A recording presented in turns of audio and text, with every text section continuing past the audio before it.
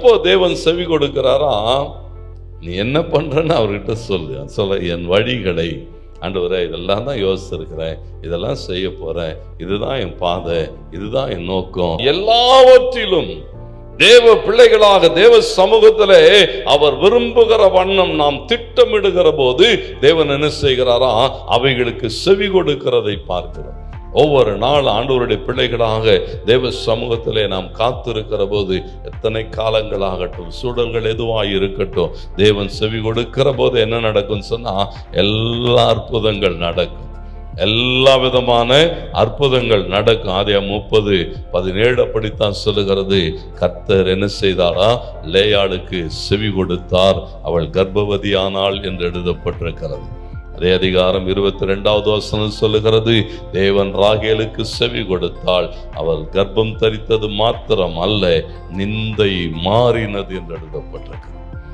ஆண்டவர் பாருங்களேன், தேவன் செவி கொடுக்கிற போது என்னெல்லாம் சம்பவிக்கிறது, யாருக்கு செவி கொடுக்கிறார், யாரோடு கூட தேவன் இணைந்து கொள்ளுகிறார் சொன்னா வேதம் சொல்லுகிறது. சங்கீதம் 66:18-19 அக்கிரம சிந்தை இல்லாதவர்களுக்கு தேவன் செவி கொடுக்கிறார். சிந்தையில சொல்லுகிறான், நான் அக்கிரம சிந்தை உள்ளவனாய் இருப்பேனானால் தேவன் எனக்கு என்ன செய்கிறதில்லை, செவி கொடுக்கிறதில்லை, என் ஜெபத்தை கேட்கிறதில்லை, மறு உத்தரவு அவரிடத்திலிருந்து வருகிறதில்லை. ஆனால் நான் அக்கிரம சிந்தை இல்லாமல் இருக்கிற போது தேவன் மெய்யாகவே எனக்கு என்ன செய்கிறாரா, செவி கொடுக்கிறார், ஜெபத்துக்கு பதில் செய்கிறவராக இருக்கிறார்.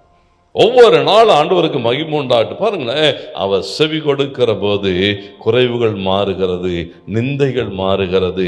சங்கீதம் 34:4 சொல்லுகிறது, நான் கர்த்தரை தேடினேன், அவர் எனக்கு செவி கொடுத்து என்னுடைய எல்லா பயத்துக்கும், ஆமென் சொல்றீங்களா, ஒன்றை குறித்தும் பயப்படாதிருங்கள். ஒரு பயமும் என்ன செய்யாது, ஒன்று மேற்கொள்ளவே முடியாது. கர்த்தருக்கு மகிமை உண்டாகத்தக்கதாக எல்லா பயங்கள், என்ன செய்வோம், அப்படி என்ன செய்வோம், பிள்ளைங்களுக்கு அடுத்து வருகிற காரியங்கள், பீஸ் காரியங்கள், குடும்பத்தை குறித்த காரியங்கள், சரீரத்தில் இருக்கிற பலவீனங்கள், எல்லா பயங்களையும் கர்த்தர் மாற்றி போடும்படியாய் நம்முடைய ஜெபத்தை கேட்பார். அல்லேலூயா. எல்லா பயம் மாறி போகும். ஆண்டவருக்கு மகிமை உண்டா. ஏன்னா ஒரு தேவன் நம்மோடு கூட இருக்கிறார்.